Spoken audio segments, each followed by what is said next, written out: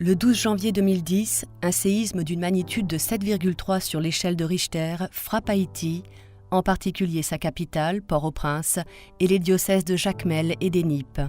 Une tragédie qui fait 217 000 morts, plus de 300 000 blessés.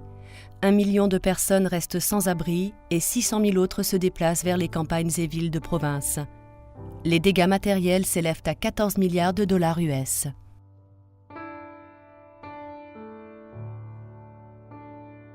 Dès le 13 janvier, Caritas Haïti et Catholic Relief Service, la Caritas des États-Unis, lancent un programme d'urgence.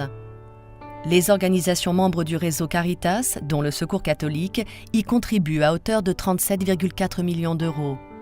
1,5 million de personnes ont bénéficié d'une aide alimentaire et 400 000 d'aides médicales. Des abris et des tentes ont été distribués à près de 160 000 personnes. 280 000 personnes ont eu accès à l'eau. 40 000 personnes ont participé au programme dit « Rémunération contre travail », prenant part à la construction de fosses septiques et latrines dans les camps, au déblaiement et au nettoyage des lieux publics, ainsi qu'à la préparation et à la distribution d'abris temporaires et d'ustensiles de cuisine et d'hygiène. 2,3 millions de personnes auront été aidées pendant les 6 mois suivant la catastrophe. Parallèlement, le Secours catholique intensifiait ses projets de développement dans les zones rurales fragilisées par l'arrivée de nombreuses familles sinistrées de Port-au-Prince et de ses environs. 300 familles de petits producteurs de la région de l'Artibonite et 800 familles du diocèse d'Écailles ont ainsi été soutenues par la distribution de semences et diverses aides à la relance des activités agricoles. Par ailleurs, les cliniques mobiles et les campagnes de vaccination ont vu leur nombre augmenter et des groupes de femmes ont bénéficié de soutiens économiques.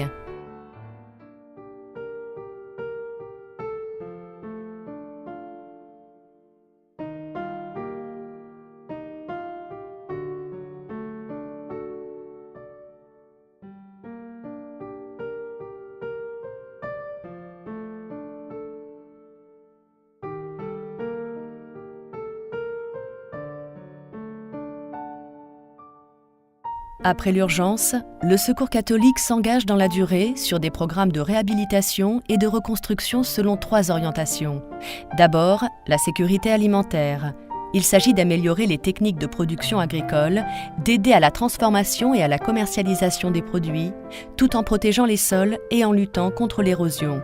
Puis vient l'éducation. Là, les priorités sont dans la réhabilitation d'infrastructures scolaires, dans le financement de la scolarisation des enfants déplacés, dans l'amélioration de la formation professionnelle et de l'accès à l'information.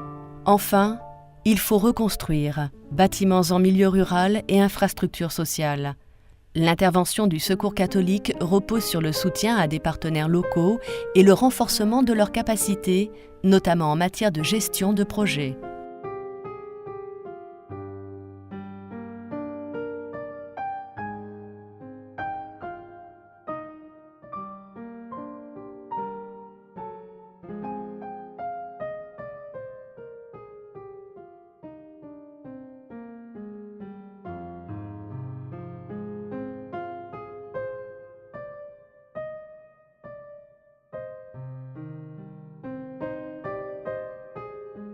Un an après la catastrophe, le pays est confronté à une situation de crise nationale. À Port-au-Prince, beaucoup de familles vivent encore sous tente. Le déblaiement progresse lentement et l'absence de cadastre et de plan d'urbanisme rend difficile la reconstruction de la ville.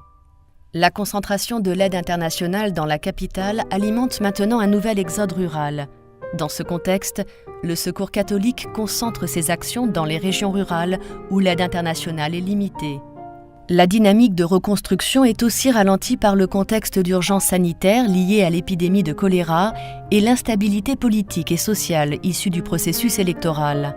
La reconstruction progresse néanmoins grâce à l'engagement continu des membres du réseau Caritas et des organisations de la société civile haïtienne auprès des populations les plus démunies.